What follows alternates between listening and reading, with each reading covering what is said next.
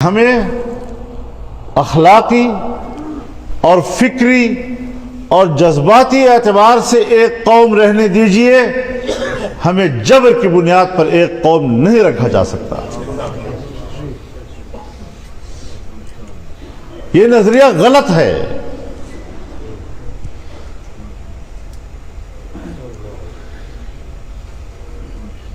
ہمیں اپنی اسٹیبلشمنٹ سے یہی اختلاف ہے، وہ ہمارے دشمن نہیں ہیں،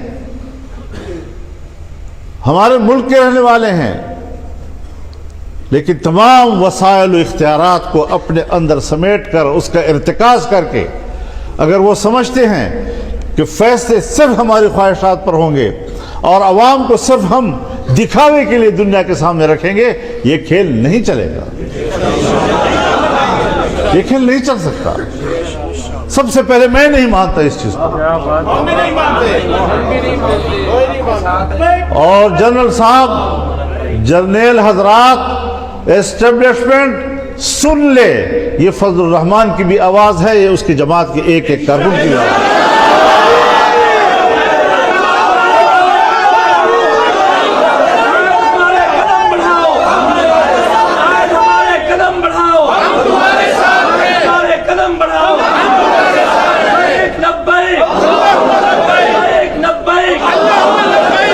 ہم ایک ادارے کی بالادستی کو تسلیم نہیں کرتے، ہم آئین کی بالادستی کو تسلیم کرتے ہیں، اور آئین عوام کی نمائندگی کرتا ہے، اس میں تمہارا بھی ایک مقام متعین کرتا ہے۔ اپنے حدود میں رہو،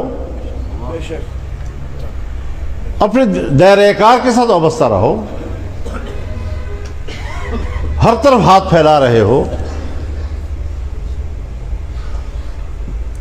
چھوٹے چھوٹے دیہاتوں میں اگر اس دیہات کا کوئی ایک بڑا ہے اور اس کو بلا کر اس پر دباؤ ڈال کر اس کو کہا جاتا ہے آپ کے لیے حکم یہ ہے کہ آپ نے فلاں کو ووٹ دینا ہے، اور یہ بات میں ہوائی نہیں کر رہا، یہ ہم پہ گزری ہے۔ ہم ایک گاؤں میں گئے، ہم نے وہاں کے وڈیرے کو دیکھا، اپنے برادری کے ساتھ بیٹھا ہوا ہے، اس کے چہرے کو دیکھ کر ہمارے ساتھی محسوس کرنے لگے کہ اس پر کوئی پریشر ہے، کچھ دباؤ میں بیٹھا ہوا ہے۔ اس نے، ہمارے ساتھی نے اس کو کہا کہ آپ ذرا تنہائی میں مجھ سے بات کر لیں، اور اس کو کہا کہ میں آپ کے ذہن پر کوئی پریشانی دیکھ رہا ہوں، آپ ہمارے حق میں جو آج فیصلہ دے رہے ہیں کوئی دباؤ میں تو نہیں دے رہے، کسی نے آپ کو مجبور تو نہیں کیا ہے؟ اس کے آنکھوں میں آنسو آ گئے،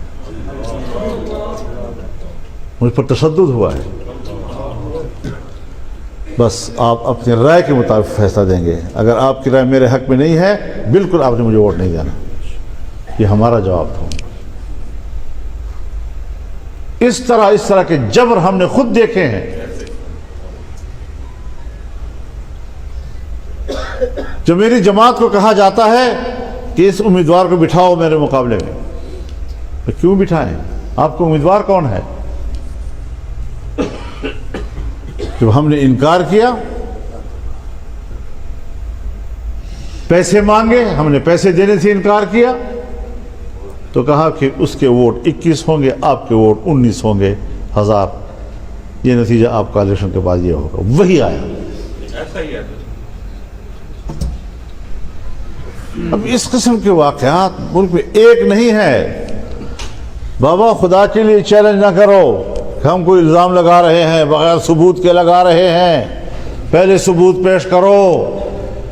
بھائی اگر کہیں آپ لوگوں نے چیلنج کیا اور جرگہ لگا تو ثبوتوں کے اتنے بھرمار ہوں گے کہ پھر آپ کے لیے پناہ کی جگہ نہیں ملے گی۔ پھر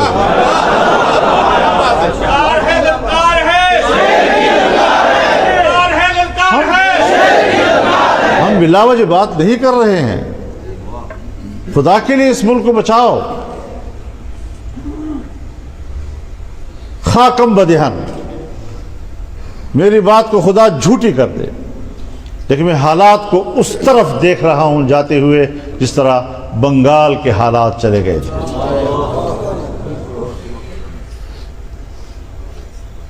تو اگر کوئی ایسا منصوبہ ہے تو بتا دیجئے، ہمیں کیوں ذبح کرتے ہو؟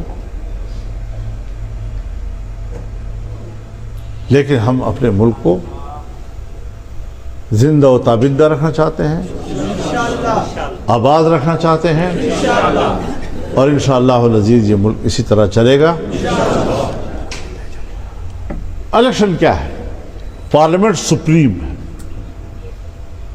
ایک بڑا نام ہے نا، سپریم ہے۔ یہ تو ایسا لفظ نہیں ہے جس سے ہم واقف نہیں ہیں۔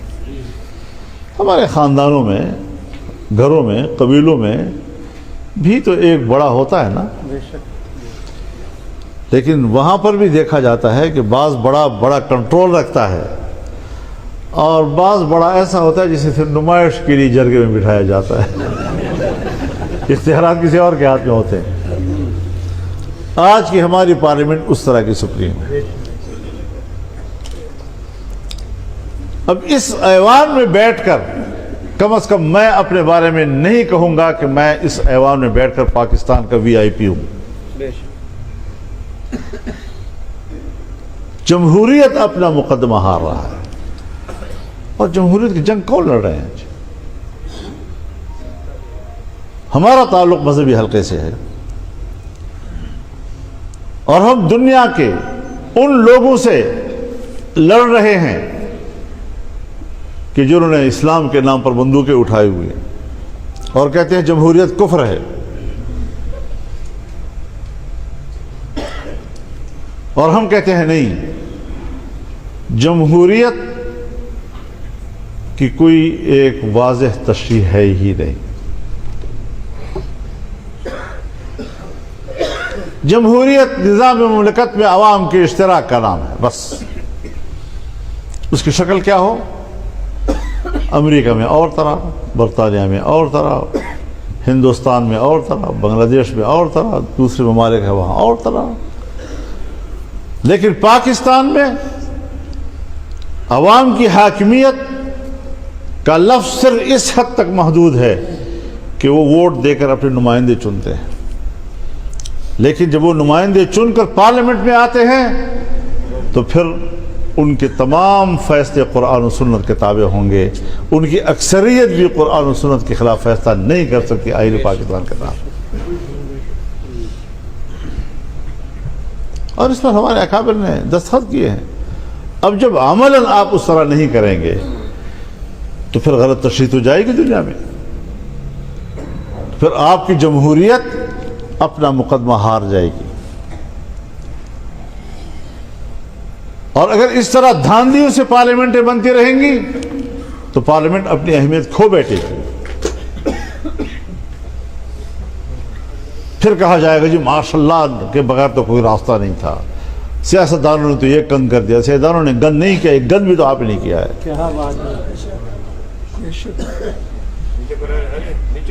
جس کو جتوایا ہے وہ بھی مطمئن نہیں ہے، جو ہارا ہے وہ بھی ہار نہیں مانتا۔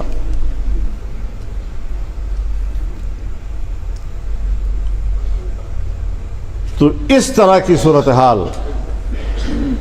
ہمارے ملک میں بنائی گئی ہے اور بنائی جا رہی ہے۔ ہم جمہوریت کے مفہوم کو سمجھتے ہیں۔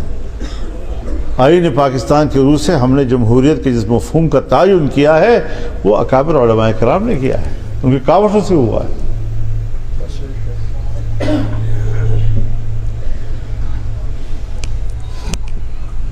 وہ ظاہر ہے کہ اگر وہ قرآن و سنت کے تابع نہ ہو اور عوام کی اکثریت فیصلہ کرے یا پارلیمنٹ کی اکثریت فیصلہ کرے اور حلال کو حرام کہہ سکے اور حرام کو حلال کہہ سکے تو پھر وہ تو شرک و کفر کے علاوہ کیا ہو سکتا ہے؟